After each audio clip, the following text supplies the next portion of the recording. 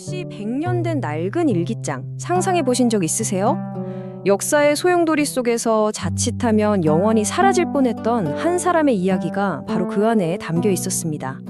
오늘 이 오래된 일기장을 함께 펼쳐보면서 한 개인과 시대의 숨결을 같이 느껴보는 시간을 가져볼까 합니다. 이 침묵의 기도와도 같았다는 시절을 기록한 목소리의 주인공 바로 박에스더입니다. 그녀의 일기장에는요, 개인의 삶과 나라의 운명이 그야말로 드라마틱하게 교차하던 한국 역사의 한 결정적인 순간, 바로 그 변곡점이 아주 생생하게 담겨 있습니다. 자, 그럼 저와 함께 시간 여행을 시작해 볼까요? 때는 1920년대 식민지 조선이고요. 언제나 똑똑하고 빛나는 동생의 그늘에 가려져 있던 한 소녀, 에스더의 세상으로 같이 한번 들어가 보시죠. 여기 두 자매가 있어요. 한 명은 늘 묵묵히 피아노를 치는 반주자, 다른 한 명은 모두의 주목을 받는 스타. 언니 에스더는 말숙이라는 본명 대신 세례명을 즐겼었고요. 동생 말년은 이제 딸은 그만이라는 뜻이 담긴 이름인데도 끝까지 자기 이름을 고집했죠. 이 이름에 대한 태도만 봐도 에스더가 스스로를 세상 속에서 어떤 존재로 느끼고 있었는지 좀 짐작이 가지 않으세요? 에스더는 자기 인생이 뭐랄까 그냥 아무런 굴곡 없이 쭉 뻗은 직선 같다고 느꼈던 거죠. 수학 시간에 배운 변곡점이라는 단어, 그러니까 인생의 방향을 확 바꿔버리는 그런 운명적인 순간은 늘 동생 말년의 몫이라고 생각했어요. 자기 인생엔 그런 드라마 같은 일은 절대 없을 거라고 믿었죠. 하지만 있잖아요. 인생이란 게 참 생각대로만 되진 않죠. 에스터의 삶에도 정말 예상치 못했던 변곡점이 찾아오게 됩니다. 모든 건 한 미국인 선생님의 아주 파격적인 제안에서부터 시작됐어요. 당시 이화여전의 음악 교수였던 메리 영이 글리클럽 학생들에게 정말 깜짝 놀랄 만한 제안을 하나 합니다. 바로 이 나라 최고의 엘리트인 여러분들이 조선의 민요를 불러보는 게 어떻겠냐고요. 열정적이었지만 동시에 엄청난 논란을 불러일으킬 만한 계획이었죠. 아니 근데 그냥 우리 노래에 민요 좀 부르자는 건데 이게 왜 그렇게까지 혁명적이고 심지어 위험하게까지 여겨졌던 걸까요? 한번 생각해 볼 문제죠? 그 당시 민요에 대한 이식을 좀 살펴봐야 하는데요. 민요는 한마디로 점잖지 못한 노래 취급을 받았습니다. 농사짓는 사람들이나 부르는 노래, 심지어 기생집에서나 흘러나오는 노래라고 여겨졌죠. 서양 문물을 배운 신여성, 엘리트들은 입에 올리는 것조차 꺼렸고요. 게다가 일제는 어떻게든 조선 고유의 문화를 깎아내려고 하던 상황이었잖아요. 이런 분위기에서 이화학당 학생들이 민요를 부른다?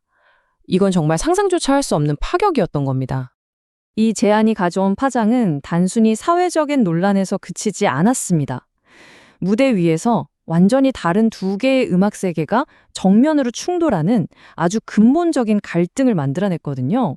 바로 민요의 혼을 가진 소녀 장옥분이 등장하면서부터인데요. 그녀의 목소리에서는 정말 꾸밈없고 폭발적인 날 것 그대로의 소리가 퍼져나왔습니다. 그 자체로 완벽한 민요였지만 곱고 정제된 소리를 내도록 훈련받아온 글리클럽의 서양식 발성과는 정말 물과 기름처럼 도저히 섞일 수가 없었던 거죠. 이 두 발성법은 뿌리부터가 다눴습니다. 우리 소리는 이 배 깊은 곳에서부터 온몸을 울려서 터져나오는 소리잖아요. 그런데 서양 성악은 이 머리 위쪽 두성에서 아주 곱게 다듬어서 내는 소리란 말이죠. 이 둘의 충돌은 글리클럽의 민요 프로젝트 자체를 무산시킬 수도 있는 아주 심각한 위기였습니다. 엎친 데 덮친 격이라고 해야 할까요?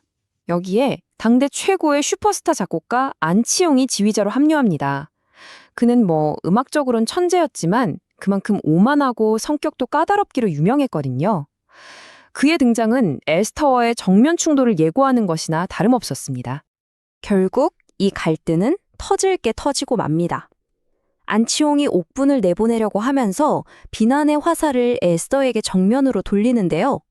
이건 단순히 음악적 견해 차이가 아니었어요. 안치홍은 에스더의 가장 아픈 부분, 바로 그녀의 과거를 공격하기 시작합니다. 그가 에스더에게 던진 말이 정말 비수 같았는데요. 에스더의 음악적 판단을 지적하는 걸 넘어서서 조선의 혼을 이야기할 자격이 당신에게 있냐고 이렇게 쏘아붙인 겁니다. 그러면서 그녀의 가장 큰 상처를 들춰냅니다. 1919년 3.1운동 때 9명의 친구는 모두 거리로 나섰는데 딱 한 명, 바로 당신만 빠졌다고 하더군요. 사실상 겁쟁이라고 그렇게 낙인을 찍어버린 거죠. 하지만 안치홍은 몰랐습니다. 그 비난 뒤에 숨겨진 진실을요. 에스터가 만세운동에 참여하지 못한 건 두려워서가 아니었어요. 바로 그 시간 그녀는 위독한 어머니의 임종을 지키고 있었던 겁니다. 나라의 운명이 바뀌던 바로 그 역사적인 순간에 그녀는 너무나도 개인적이고 아픈 비극의 한가운데 서 있었던 거죠. 이 고통스러운 기억과의 정면 승부는 역설적이게도 에스터를 완전히 다른 사람으로 만듭니다. 더 이상 수동적인 관찰자가 아니라 이 싸움에서 자신만의 역할을 스스로 찾아 나서게 된 거죠. 그녀가 안치홍에게 보낸 편지에 이런 구절이 있어요. 자신에겐 특별한 재능은 없지만 곁에서 돕는 인내심이 있다고. 화려하게 빛나는 주인공은 아니더라도 묵묵히 곁을 지키는 것 또한 이 싸움에서 얼마나 중요한 역할인지 그녀는 스스로 선언한 겁니다. 이게 바로 에스터가 찾은 자기 자신만의 힘이었던 거죠. 이 깨달음을 얻고 나서 에스터는 완전히 달라져요. 과거의 상처를 피하지 않고 똑바로 마주하고 자신만의 방식으로 참여하는 것의 가치를 지켜냈죠. 이제 그녀는 마지못해 돕던 조수가 아니었습니다. 명확한 자기만의 이유와 사명을 가진 이 프로젝트의 진정한 주체로 거듭난 겁니다. 그러니까 이 지점에서 모든 게 분명해지는 거죠. 이 글리클라 프로젝트는 그냥 노래 연습이 아니었던 거예요. 억압받던 시대의 목소리, 그리고 먼저 세상을 떠난 친구들의 침묵했던 목소리를 다시 세상에 울려 퍼지게 하는 일이었던 거죠. 그녀의 노래는 이제 친구들을 위한 진홍곡이죠. 시대를 향한 저항의 노래가 된 겁니다. 참 아이러니하죠?